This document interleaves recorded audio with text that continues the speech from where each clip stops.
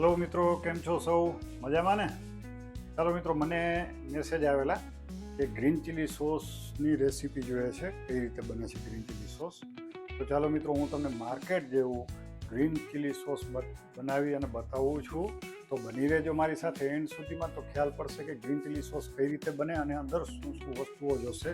જેમ કે લીલા મરચાં છે, આદુ છે, લસણ છે, નિમક છે, લીંબુ છે, આ બધી વસ્તુઓ જોશે અને કયા કયા ટાઈમે કઈ વસ્તુ નાખવાની છે એ તમે જો એન્ડ સુધી રહેશો તો તમને ખ્યાલ પડશે અને તમે પણ બનાવીને ટ્રાય કરજો મિત્રો, તો બહુ સરસ બનશે. અને આજે આપણે બનાવશું ગ્રીન ચીલી સોસ, અને એ પણ ગુજરાતીમાં કહીશ તમને કે મને કોમેન્ટ એ ટાઈપનો આવ્યો તો ગુજરાતીમાં જોઈએ છે, એટલા માટે આપણે ગુજરાતીમાં બનાવશું ને ગ્રીન ચીલી સોસ તમને ગુજરાતીમાં સમજાવીશ કઈ રીતે બનાવવાનું. તો ચાલો મિત્રો, આજે આપણે બનાવશું ગ્રીન ચીલી સોસ.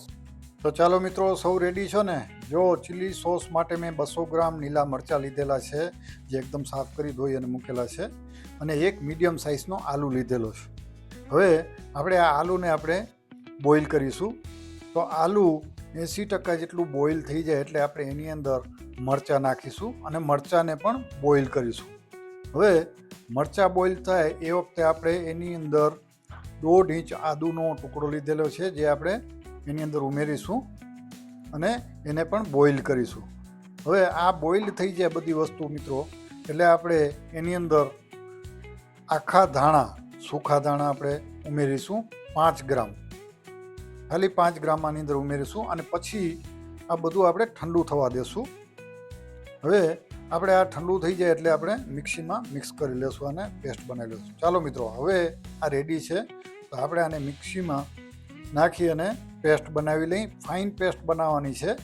એટલે મિત્રો, આપણે જે સોસ લેતા હોય બજારમાંથી, માર્કેટમાંથી, અને એની જે કન્સિસ્ટન્સી હોય અને એ જે પેસ્ટ જે ટાઈપનું હોય એવું પેસ્ટ આપણે બનાવવાનું છે મિત્રો.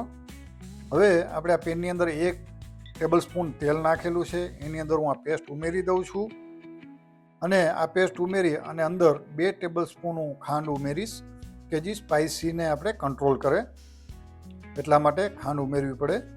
ત્યારબાદ આપણે આની અંદર ઉમેરીશું 1 ટેબલ સ્પૂન નિમક, 1 tablespoon garlic paste, 1 tablespoon આપણે આની અંદર ઉમેરીશું લીંબુનો રસ, અને એમાં પણ જો ફ્રેશ લીંબુ હોય તો બહુ સારું. હું તો આ જ્યુસ કરતો હોઉં છું, રેડીમેડ આવે છે લેમન જ્યુસ, એટલા માટે 1 ટેબલ સ્પૂન નાખીશું.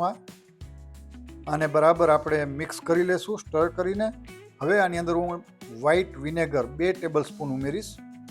વ્હાઈટ વિનેગર ઉમેરી અને આપણે એને મિક્સ કરી લેશું બરાબર, અને જોઈ લેવાનું આપણે કેટલું કેવું જોઈએ છે, થિકનેસ એનું કેવું હોવું જોઈએ, કન્સિસ્ટન્સી કેવી હોવી જોઈએ, એ જોઈ આપણે જે લેતા હોય એ પ્રમાણે હોય કન્સિસ્ટન્સી, પછી ત્યાં સુધી પાકવા દેવાનું. હવે આપણે આને સ્ટર કરી અને વ્યવસ્થિત મિક્સ કરી લઈશું. ને મિત્રો, ત્યાં સુધી આ થાય છે ત્યાં સુધી જો ચેનલ સબસ્ક્રાઈબ ન કરી હોય તો સબસ્ક્રાઈબ કરી લેજો, જેથી બીજો વિડીયો અપલોડ કરવો એટલે તરત તમને નોટિફિકેશન મળી જાય.